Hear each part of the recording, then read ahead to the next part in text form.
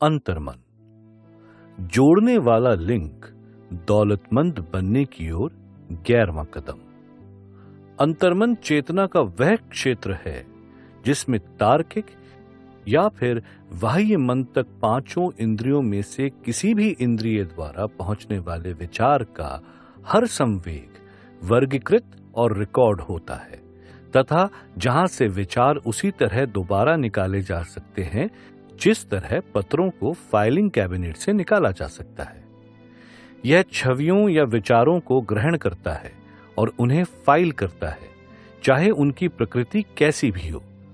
आप अपने अंतर्मन में किसी भी ऐसी योजना, विचार या लक्ष्य को स्वैच्छिक रूप से डाल सकते हैं जिसे आप इसके भौतिक या आर्थिक रूप में रूपांतरित करना चाहते हो। अवचेतन मन सबसे पहले उन प्रबल इच्छाओं के अनुसार कार्य करता है जब उनमें विश्वास जैसी भावनाओं का समावेश हो। इच्छा शक्ति वाले अध्याय में दिए गए निर्देशों के संबंध में इस पर विचार करें जहां पर 6 कदम दिए गए हैं और योजनाएं बनाने और उन पर कार्य करने के अध्याय में दिए गए निर्देशों पर गौर करें और आप यहां पर दिए जा रहे विचार के महत्व को समझ जाएंगे। अंतर्मन दिन रात काम करता है। इंसान उस तरीके को नहीं जानता जिससे अवचेतन मन असीम शक्ति की शक्तियों से ऐसी शक्ति खींच लेता है जिसके द्वारा यह स्वैच्छिक रूप से किसी की इच्छाओं को उनके भौतिक रूप में बदल देता है और यह हमेशा इस लक्ष्य को हासिल करने के सबसे व्यवहारिक तथा सबसे सीधे माध्यम का प्रयोग करता है। आप अपने अंतर्मन को पूरी तरह से नियंत्रित नहीं कर सकते, परंतु आप इसे अपनी इच्छा अनुसार कोई भी योजना, इच्छा या लक्ष्य दे सकते हैं जिसे आप मूर्त रूप में रूपांतरित देखना चाहते हैं। आत्म सुझाव वाले अध्याय में दिए गए निर्देशों को एक बार फिर पढ़ें कि किस तरह अंतर्मन का प्रयोग किया जाता है। इस विश्वास को सही साबित करने पर्याप्त प्रमाण हैं कि अंतर्मन इंसान के तार्किक मन और असीम शक्ति के बीच जोड़ने वाला लिंक है। यह वह माध्यम है जिसके द्वारा इंसान असीम शक्ति की शक्तियों का इच्छानुसार सहयोग हासिल कर सकता है। अकेले इसी में वह रहस्यमयी प्रक्रिया है जिसके द्वारा मानसिक आवेग संशोधित होते हैं और अपने आध्यात्मिक रूप में बदल जाते हैं। यही एकमात्र माध्यम है जिसके द्वारा प्रार्थना उस स्रोत में बदल जाती है जो प्रार्थना का उत्तर देने में सक्षम होता है। अंतर्मन के साथ रचनात्मक प्रयास की जुड़ी संभावनाएं अत्यधिक और अति सूक्ष्म हैं, जिन पर विचार करना संभव नहीं लगता। यह हमें श्रद्धामयी विस्मय से अभिभूत कर देती है।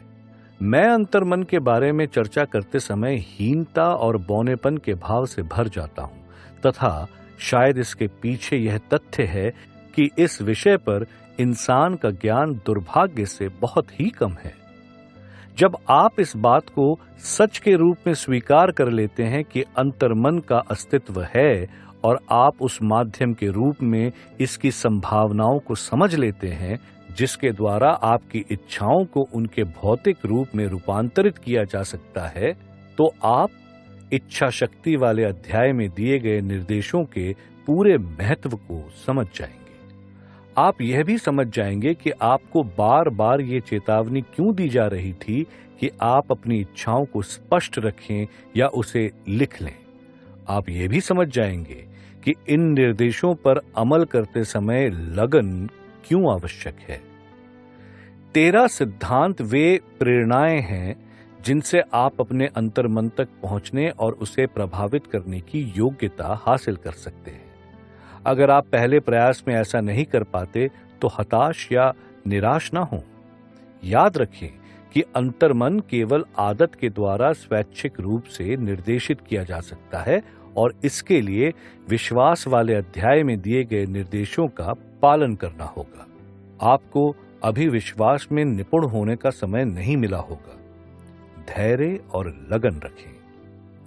विश्वास और आत्म सुझाव वाले अध्यायों में कई वक्तव्य यहां पर आपके अंतर्मन के लाभ के लिए दोहराए जाएंगे। याद रखें, आपका अंतर्मन अपने आप कार्य करता है, चाहे आप इसे प्रभावित करने का प्रयास करें या ना करें।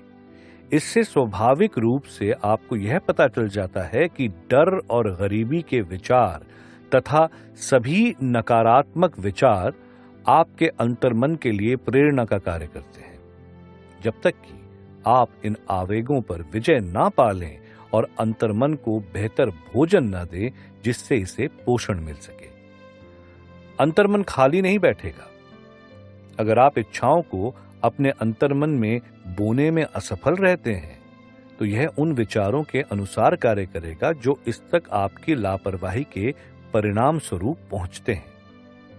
हमने पहले ही स्पष्ट कर दिया है कि नकारात्मक और सकारात्मक दोनों ही तरह के विचार लगातार अंतर्मन तक पहुंच रहे हैं, जो उन 4 स्रोतों में भी पहुंच रहे हैं जिनका जिक्र हमने सेक्स रूपांतरण वाले अध्याय में किया है। अभी के लिए इतना ही पर्याप्त है कि आप ये याद रखें कि आप हर दिन इस तरह जी रहे हैं कि आपको यह पता ही नहीं है कि आपके अंतर्मन में किस तरह के विचार पहुंच रहे हैं। इनमें से कुछ विचार नकारात्मक हैं तो कुछ सकारात्मक हैं। आप जब नकारात्मक विचारों के प्रभाव को रोकने की कोशिश करने में संलग्न हैं ताकि आप इच्छा के सकारात्मक संवेग की मदद से अपने अंतर्मन को प्रभावित कर सकें। जब आप ऐसा कर लेते हैं तो आपके पास वह कुंजी होगी जो आपके अंतर्मन का द्वार खोल देगी। यही नहीं, आप उस द्वार को पूरी तरह नियंत्रित कर सकेंगे ताकि कोई अवांछित विचार आपके अंतर्मन को प्रभावित न कर सके। इंसान जो भी बनाता है वह विचार के रूप में शुरू होता है। इंसान कोई भी ऐसी चीज नहीं बना सकता जिसके बारे में उसने अपने विचार में कल्पना ना की हो। कल्पनाशीलता की मदद के द्वारा विचार योजनाओं के रूप में इकट्ठे होते हैं। नियंत्रण में रहने पर कल्पनाशीलता का प्रयोग योजनाएं या लक्ष्य बनाने में भी किया जा सकता है, जो किसी को अपने चुने हुए व्यवसाय या काम में सफलता दिलाती है। सभी विचार जिनका उद्देश्य भौतिक रूप में रूपांतरण हो और जिन्हें स्वैच्छिक रूप से अंतर्मन में बोया जाए, कल्पनाशीलता के माध्यम से गुजरने चाहिए और उनमें विश्वास का मिश्रण होना चाहिए।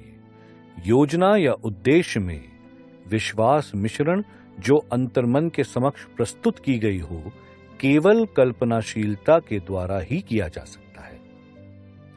इन वक्तव्यों से आपने समझ लिया होगा कि अंतर्मन के स्वैच्छिक प्रयोग के लिए सभी सिद्धांतों के संयोजन तथा प्रयोग की आवश्यकता होती है।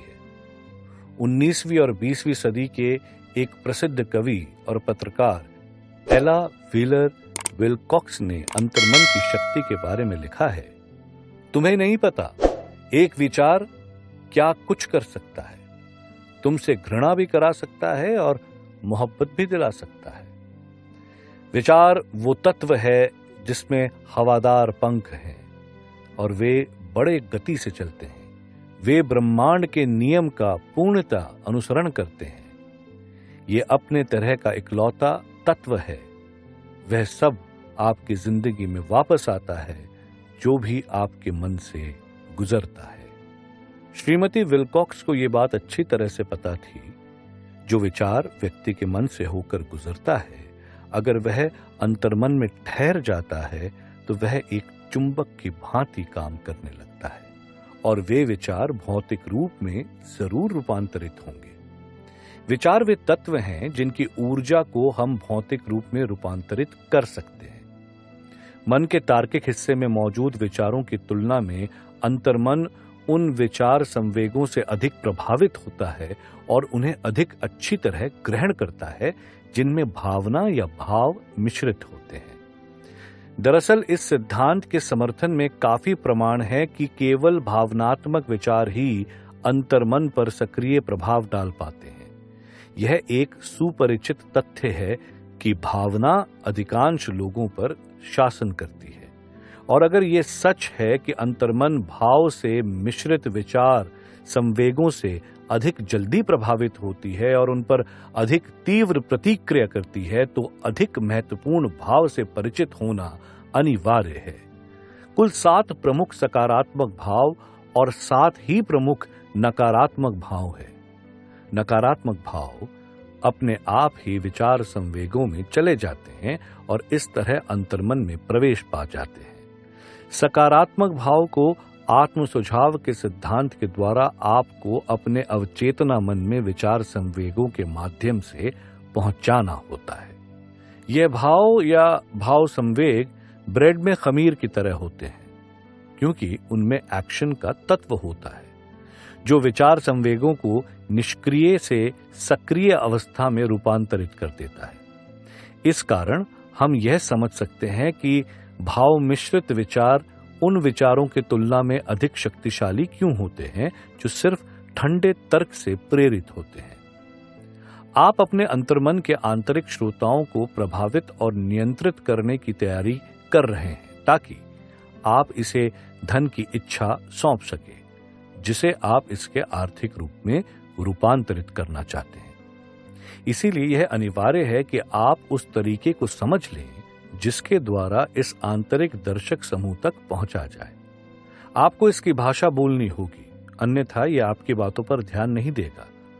इसे जो भाषा सबसे अच्छी तरह समझ में आती है वह है भावना या भावों की भाषा। इसीलिए आइए हम यहाँ 7 प्रमुख सकारात्मक भावों और 7 प्रमुख नकारात्मक भावों का वर्णन करें ताकि अपने अंतर्मन को निर्देश देते समय आप सकारात्मक भावों का अधिक प्रयोग करें और नकारात्मक भाव से बचें। 7 प्रमुख सकारात्मक भाव: इच्छा का भाव, विश्वास का भाव, प्रेम का भाव, सेक्स का भाव, उत्साह का भाव, रोमांस का भाव, आशा का भाव। अन्य सकारात्मक भाव भी हैं, परंतु सबसे प्रबल 7 भाव यही हैं और यही वे भाव हैं जिनका प्रयोग आमतौर पर रचनात्मक प्रयास में किया जाता है।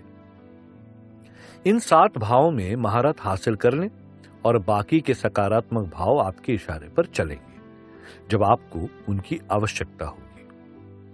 इस संबंध में याद रखें कि आप ऐसी पुस्तक पढ़ रहे हैं जिसका उद्देश्य आपके मन में सकारात्मक भाव भरकर आप में धन की चेतना विकसित करने में मदद करना है।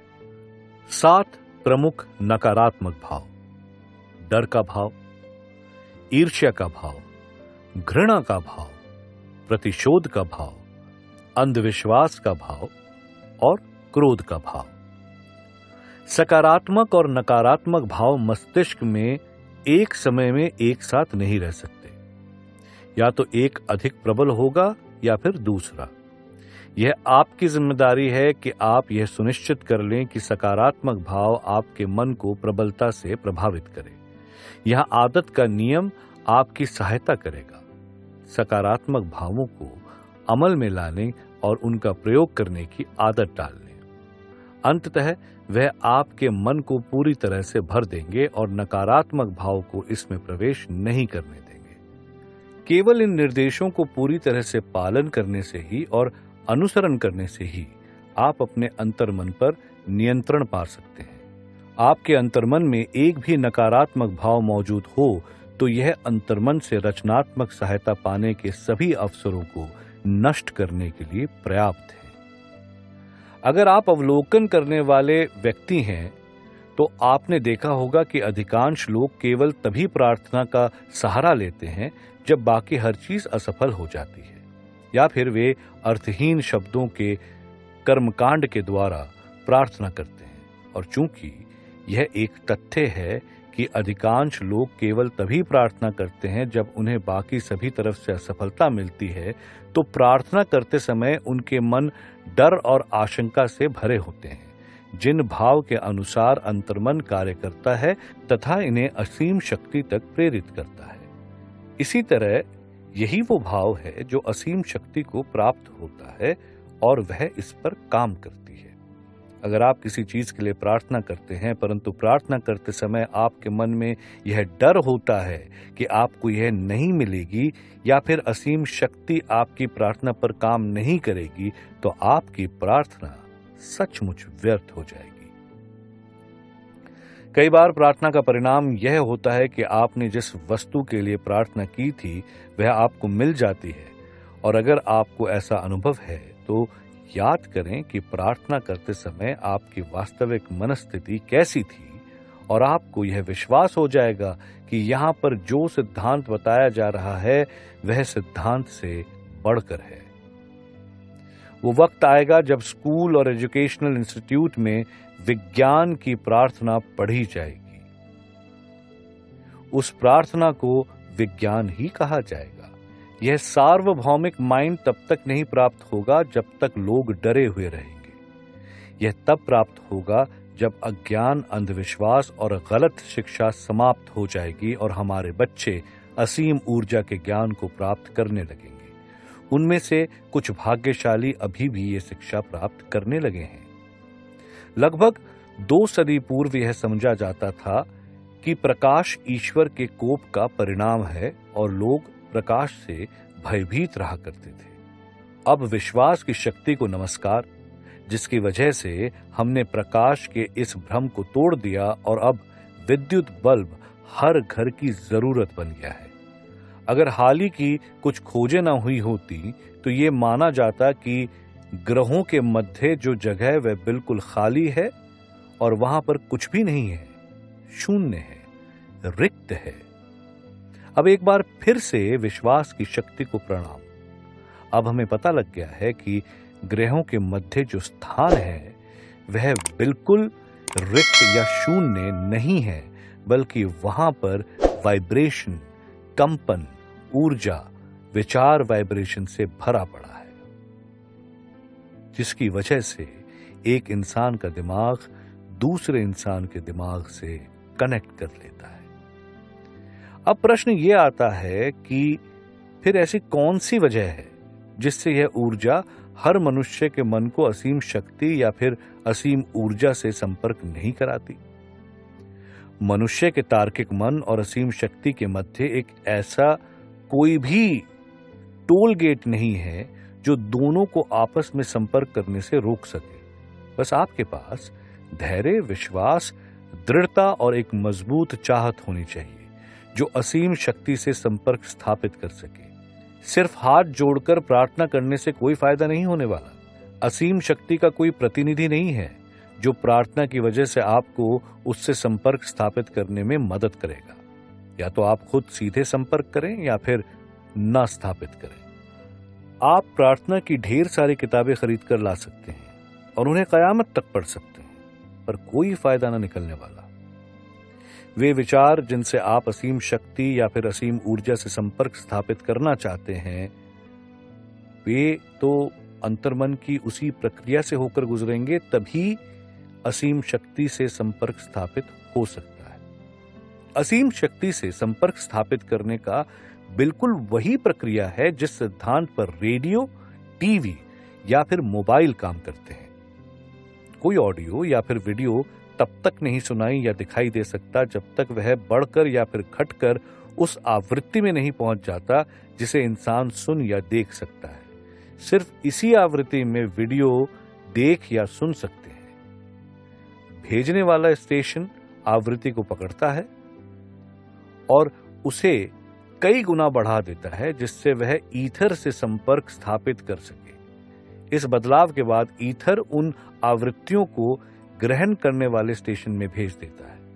ग्रहण करने वाला स्टेशन तुरंत उस आवृत्ति को घटाकर भेजता है जिसमें मनुष्य की आंखें देख व कान सुन सके।